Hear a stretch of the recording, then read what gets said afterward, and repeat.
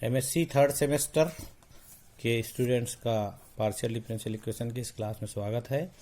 MSc third semester में मैंने last time बताया था कि डी लैम्बर्ट फार्मूला क्या होता है। डी लैम्बर्ट फार्मूला हमेशा याद रखिए कि वेव इक्वेशन जो होता है उसमें n इक्वल टू 1 के लिए जो सॉल्यूशन निकलता है, वेव इक्वेशन के n इक्वल टू 1 के लिए, वन डायमेंशनल के लिए सॉल्यूशन निकलता है, उस सॉल्यूशन को हम कहते हैं डी लैम्बर्ट फार्मूला। हमने रिमार्क में थोड़ा सा दो चीज़ों को मैं पॉइंट आउट किया हो। Solution of wave equation for n equal to 3, solution of wave equation for n equal to 3 is called Kirchhoff's formula. ये वेरी शॉर्ट आंसर में कभी कभी पूछा जाता है। तो किरचॉफ का फार्मूला कहलाता है जब n इक्वल टू 3 हो जाएगा। और solution of wave equation for n equal to 2 इसको कहेंगे पॉइसन फार्मूला। तो n इक्वल टू 3 के लिए किरचॉफ, n इक्वल टू 2 के लिए पॉइसन और n इक्वल टू 1 के लिए डी लैम्बर्ट फार्मूला कहा जाता है। इस सॉल्यूशनों का सब नाम है, इसलिए इसको याद रखिएगा। आगे मैं बढ़ता हूँ। Uniqueness of wave equation.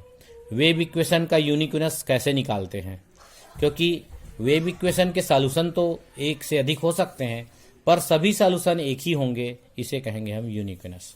Unique मतलब एक, इस अद्वितीय होगा, यूनिक होगा, एक। तो uniqueness of for wave equation आता है कभी कभी state and proof. There exist at most one function u belongs to c square ut solving boundary value problem wave equation, जिसको कहेंगे u double T minus del u equal to f in ut, u equal to g on ut and ut equal to h on u cross t equal to 0। ये space है, तो इस space में boundary value problem, ut आपका space है, इसमें ये initial boundary value problem है। और बाउंड्री वैल्यू प्रॉब्लम के अंतर्गत हमको इसका सॉल्यूशन निकालना है और ये सॉल्यूशन u इसका सॉल्यूशन है हम मानते हैं। तो according to above boundary value problem for wave equation u is the solution. Let again consider करते हैं u बार। जितने भी यूनिकनेस क्वेश्चन है उसमें दूसरा सॉल्यूशन हमको कंसीडर करना पड़ेगा। u बार भी another solution of that above equation. u बार यदि उसका सॉल्यूशन दूसरा सॉल्यूशन है तो वह वेव इक्वेशन हो जाएगा u double T bar minus del u bar is equal to f in ut, u bar equal to g on ut and u bar ut bar is equal to h on u cross t equal to 0। तो similarly एक case हमें मिलेगा, u यहाँ पे है तो यहाँ u बार है। इन दोनों को हम सब्ट्रैक्ट कर देते हैं। इन दोनों इक्वेशन को यदि हम सब्ट्रैक्ट कर दें तो हमें क्या प्राप्त होगा। After subtracting above the equations we get the following equations. u double T minus u double T bar minus del u bar equal to 0 in ut। इसी प्रकार सेकंड इक्वेशन से सब्ट्रैक्ट होगा u minus u bar equal to 0 on ut and third one ut minus ut bar equal to 0 on u cross t equal to 0। इस प्रकार हमने parallel जो equations है उनको एक दूसरे सब्ट्रैक्ट कर दिया। Consider u minus u bar equal to w। u minus u bar को हम w मान लेते हैं। देन वी हैव क्या प्राप्त हो जाएगा, u double T minus del B w equal to 0 in ut, w equal to 0, w double T minus del w equal to 0 in ut, w equal to 0 on ut, ये w है। And last one is wt equal to 0 on u cross t equal to 0। इस प्रकार एक equation का set प्राप्त हो रहा है। हम इसको इक्वेशन नंबर 1 दे देते हैं। चलिए हम एक नया सेट एज एनर्जी, नया सेट डिफाइन करते हैं। Define the set as energy E के रूप में हम इसको डिफाइन करते हैं। लास्ट टाइम हमने देखा था हीट इक्वेशन का भी यूनिकनेस लगभग इसी के समान बनता है। इसी प्रकार वेव इक्वेशन का भी यूनिकनेस उसी के समान बनाया है हमने। तो let us consider that the equation the set as energy Et equal to 1/2 integral u wt square xt का फंक्शन है plus dw mod of whole square dx।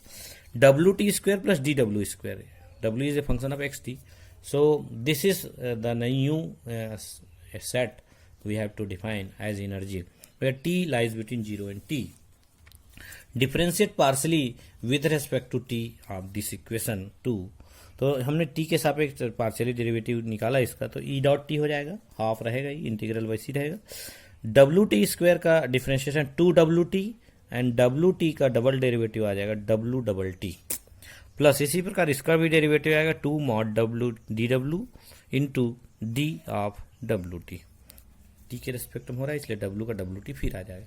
तो इस प्रकार से हमें ये इक्वेशन प्राप्त होगा। इसका ध्यान रखें, 2 बाहर निकल के कैंसिल हो जाएगा, इसलिए बचेगा हमारे पास, जो आगे के पेज में दिखा रहा हूँ मैं, E dot T is equal to बचा integral U W double T plus D W T D X. अब चूंकि मॉड ऑफ डी डब्ल्यू है, हम इसको माइनस भी ले सकते हैं, mod of D W minus में ले लिया इंटू डी डब्ल्यू टी ऐसा लिख सकते हैं। इसको विस्तार करेंगे तो del W by del X, अब इसको विस्तार करेंगे del by del X of W T, इसको अगेन करेंगे तो del by del X del W by del X. इसको हम दूसरे रूप में डब्ल्यू टी को बाहर लिख सकते हैं, तो डब्ल्यू टी को बाहर हमने लिखा तो अंदर आ गया del square upon del X square, तो इसको हम दूसरे रूपों में minus W T del W के रूप में लिख सकते हैं। तो mod of D W T को माइनस डब्ल्यू टी बाहर करके डेल डब्ल्यू के रूप में लिख सकते हैं। अब हम इसको इक्वेशन 3 में सब्स्टिट्यूट कर दिया तो E dot T equal to integral W double T as it is है, माइनस डब्ल्यू टी इसकी जगह और डेल डब्ल्यू डी एक्स आ गया। यहाँ से कॉमन निकाला डब्ल्यू टी, तो W double T minus del W अंदर आ जाएगा एंड डी डब्ल्यू बाहर रहेगा, डी एक्स सॉरी बाहर रहेगा। Then using the equation 3, using the equation 1 जो कि हम लोग को W के रूप में मिला है, जो कि हीट इक्वेशन W का होगा, उसकी सहायता से हम इसको 0 लिख सकते हैं, W double T minus del W equal to 0। तो this value must gives us 0। E dot T मतलब एनर्जी जो आया है हमने सेट किया था उसका डॉट प्रोडक्ट मतलब डेरिवेटिव प्रोडक्ट, ये डेरिवेटिव 0 हो गया। तो E dot T equal to 0 integrate करेंगे तो E T is equal to a constant है, कांस्टेंट के रूप में हमें प्राप्त होगा। Let E T equal to 0, T 0 लिया तो ये E of 0 is equal to 0 होता है, therefore a constant is 0, that means E of T equal to 0। हमने सेट लिया, एनर्जी का सेट लिया, वो वैल्यू 0 होता है, तो उसको हम इक्वेशन 2 में पुट कर देते हैं। ई टी की वैल्यू 0 आ चुकी है, ई टी की वैल्यू को हम एनर्जी इक्वेशन 2 में रखेंगे। रखने पर हमें क्या प्राप्त होगा देखिए, since W equal to 0 hence W T is equal to 0, ये तो कंफर्म है। और डब्ल्यू टी को हम यहाँ पर 0 रखेंगे तो डी डब्ल्यू ऑलरेडी 0 आ जाएगा। Therefore since W equal to 0 on U cross T equal to 0, we conclude that W is equal to 0, that means U minus U bar equal to 0। हमारा W 0 तभी होगा जब W T and D W 0 होगा। इस प्रकार से हम कह सकते हैं कि W 0 है तो हमें क्या प्राप्त होगा, W की वैल्यू रख दो, U minus U bar is 0, तो U इक्वल टू U बार प्राप्त होगा। U भी सॉल्यूशन है ये वेव इक्वेशन का, U बार भी सॉल्यूशन है, बट बोथ आर इक्वल होने के कारण से हम इस सॉल्यूशन को यूनिक सॉल्यूशन कहेंगे। This is unique solution. It is clear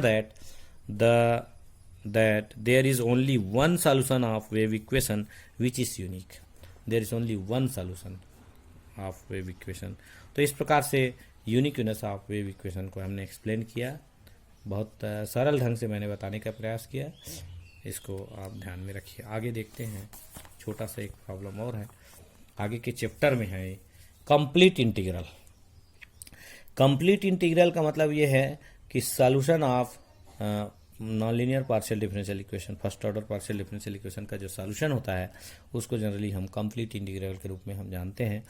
A C square function define करते हैं, a C square function u equal to U X A is called a complete integral in u cross X A, and C square function u equal to X A, u of X A is called a complete integral in u cross A. इसको complete integral तभी कहेंगे जब ये different ये values हमें satisfied करेगा। u of X A solve the non linear first order partial differential equation. Non linear first order partial differential equation f जो कि डी यू एक्स का फंक्शन है equal to 0 for each A belongs to A. तो ये u of X A इस non linear partial differential equation को solve करता हो। दूसरा, इसका रैंक डी ए यू मतलब del U divided by del ए, और D square X A U मतलब del square U upon del X del A is equal to N के बराबर हो, माने फाइनाइट होना चाहिए। इसका रैंक यदि फाइनाइट होता है for all X belongs to A and A belongs to A, इसका रैंक फाइनाइट होना चाहिए। और यह यू एक्स ए इस non linear first order partial differential equation को सेटिस्फाइड या सॉल्व करना चाहिए।